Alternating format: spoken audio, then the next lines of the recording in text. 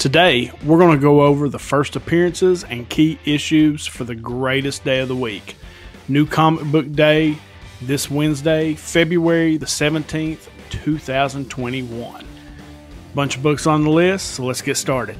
I'm Jimmy Don Kerr, and this is the SmallTown Collectibles YouTube channel.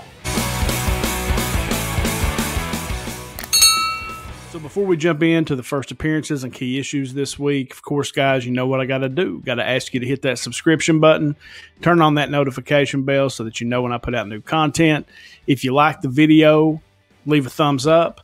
And if I've missed any books or there's any books that the people who are watching these videos should be watching, leave a comment below and let us know about them. Or if you just want to say hi, just say hi. So I enjoy the comments. I always have.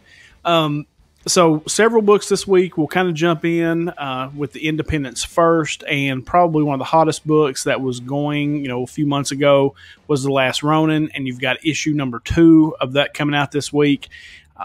Of course, that's written and illustrated by Kevin Eastman, and this is just the second book in the 5-part series.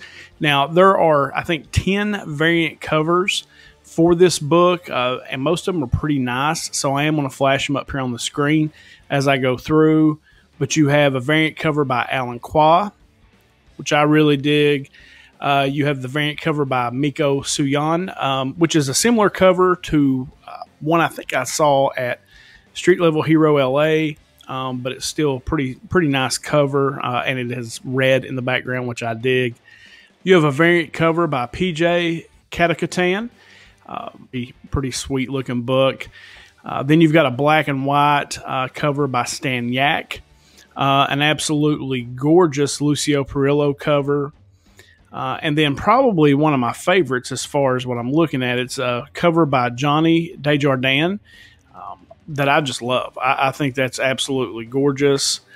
Then you have an Inhuck Lee variant, a variant cover by Camilo D. Petronio that's limited to 75 copies. It's the metal edition store exclusive.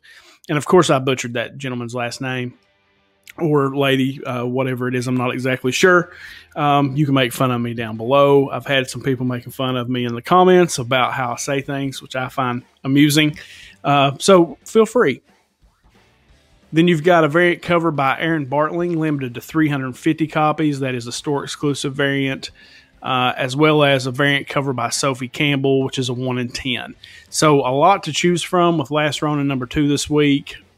Pick the ones you like. So from Scout Comics, we've got Black Friday. Black Friday, the synopsis reads, a cleaning crew discovers something evil and dark has been awoken during the biggest shopping day of the year, Black Friday. And if you ask my wife, she would tell you that would be me. Something evil and dark awakens in me on Black Friday. I refuse, really, even if I go to the mall. If I venture anywhere near the mall, I am not a shopper. I'm a guy that'll go in, I know what I'm looking for, I'll buy it, I'll go sit in the car and read comic books while my wife and my daughters shop. So Black Friday could have been written about me. This book is written by John Clark and illustrated by Travis Williamson. Next up, from Image Comics, we've got Haha number 2. And Haha number 2 is basically a compilation of different horror stories, and it's written by Maxwell Prince and illustrated by Zoe Thorgood, who Maxwell Prince was on Ice Cream Man. The cover A is okay. I'm not like overly impressed with it, but I really do dig. There's a couple of there's a store exclusive cover by John Gallagher. And it was the art was inspired by Chamber of the Chills 19. It's got like a beautiful young woman on the front of the cover smoking a cigarette with a wine glass held up in front of her face, and you can see a skull, through the wine glass, which is pretty dope. I dig that one a lot. And then you've got a really creepy cover by Martin Simmons. Just this kind of evil-looking clown sitting there holding balloons with skulls in the balloons. I don't know. It's kind of freaky and kind of dark, so I dig it. Next up, from Abstract, we've got Serial number 1, the second print. The very first book was really good. I dug it. It's written and illustrated by Terry Moore, but the second print comes out this week, and if you're into the second prints, be one for you to pick up. From Dark Horse, we've got Young Hellboy, The Hidden Land #1. And this is a 4-issue miniseries featuring Hellboy as a child. It's written by Tom Signosky and illustrated by Craig Russo. Again, I'm not a big Hellboy fan necessarily. Like, I like the movie Hellboy, but as far as reading the books, I know there's a lot of people who really dig it. It's just not really my cup of tea, but if you're into Hellboy, you got a new title out this week. Let's jump over to DC. First book on the list from DC this week. Of course, you're still in the Future State. You got Future State Catwoman #2, and it's the conclusion of a 2-issue limited series. And then you have a really not the cover A doesn't really do anything for me, but there's a nice variant cover by Hachim Habchi. Again, pronunciation. Words are hard. A slotted up 503 likes to say. But I really dig the cover on that one. Again, with the kind of the colors, the color scheme that all the books have been going with, I really dig that particular variant. So next up from DC is Future State Immortal Wonder Woman #2, and this is Wonder Woman versus the Undoing. And there's a backup story featuring Nubia versus Cirque. You've also got Future State Nightwing #2, which is the conclusion of this 2-part limited series that teams Nightwing with the Two-Face, Huntress, and 2 of the Batgirls. And then you have Future State Shazam #2. You've got a first appearance of a new deadly threat born from the ashes of the Teen Titans Academy, Raven. So that sounds kind of fun. And you do have a really nice variant cover on that one as well by Gerald Perel. It's another, for some reason, a lot of the Deep State, or excuse me, a lot of the Future State covers, I've really kind of liked the cover B's the best. Last week was definitely that. I dig the covers B way more than I did the cover A. So that's one I'm probably going to try to round up, that particular cover, if it's available at my LCS.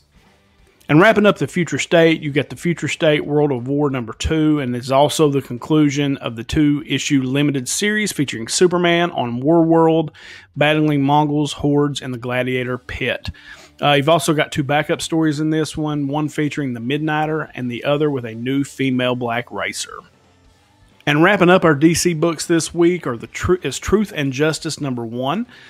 In this particular book, you got Vixen versus an ancient deity that's taken over the body of a scientist investigating powerful magical artifacts. This one's being written by Jeffrey Thorne and illustrated by Chris Cross. And that one looks kind of interesting. I'll probably flip through it in the LCS and see if it's something I'll like. Otherwise, I may pass on it. But if that's something you're into, and you're into Vixen, Truth and Justice #1 this week. So now let's do our Marvel this week.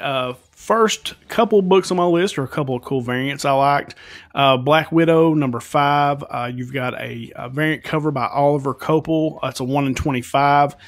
Just kind of a cool, I dig the background colors of this one. You just basically got Black Widow down in a ready position, couple of guns, ready to go blazing, and then just the way the background looks, it spoke to me, so I wanted to include it on the list here. And then next up is Captain America #27. The variant, it's the Stormbreakers variant, and there's one of these per store.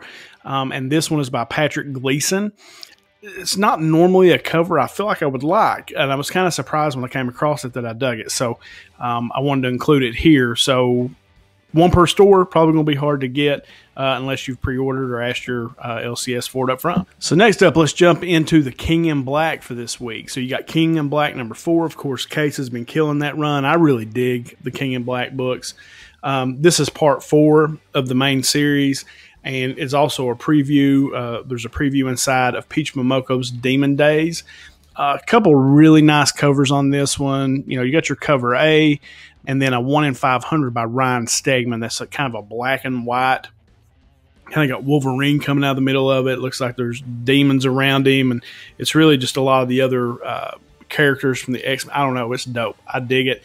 And the black and white stuff I like most of the time, but this one is really nice. It's a 1 in 500, so it's going to be hard to get and expensive to get. So if you got the coin, pick that one up. Next up from King in Black, we've got Captain America, King in Black #1. Of course, a King in Black tie-in. You've also got another tie-in with Savage Avengers #18. Then you've got a second printing of the King in Black Gwenom versus Carnage #1. It's the second print of, like I said, really nice cover. Those were kind of popular.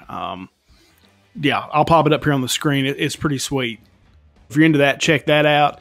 Then you've got King of Black, Planet of the Symbiotes #2, and you've got a battle of American Kaiju versus Symbiote Dragons. And then there's a really nice cover B on that one as well that features American Kaiju on the front, and it's by artist Kyle Holtz. And then we've got our Miles Morales King of Black tie-in this week. There's a really cool cover A that I'll probably grab. It's basically Miles versus Kamala Khan. And it's basically a big fist going into Miles's face. It's pretty sweet. There's also a pretty nice variant cover. It's a 1 in 50 by David Finch, kind of a white background with like a purplish blue spider symbol on the back and Miles in front of that. So it's pretty nice. I'm definitely going to grab that cover A. My LCS doesn't normally come up with these 1 in 50s or whatever. It's not one I'm probably going to seek out, but if you like those, there's one for you. And next up on our list, we've got the Guardians of the Galaxy #11. It's the debut of new team and costumes. The preview refers to new foes, the reborn Olympian pantheon of gods. And there is a nice variant cover on this one as well by David Finch. It's a 1 in 50. Then you've got the Immortal Hulk, Flatline #1, and the solicitation reads on this one, a new gamma-powered villain shows up in a small New Mexico town. So I've been pretty much buying all the Immortal Hulk stuff. I've really just been digging that read all along since Al Ewing started this new run. So definitely going to grab that one. We've got another nice variant on the list, and I really threw this one. It's not really my favorite, but I wanted my boy Gary B, the casual comic guy, to know that it was out there.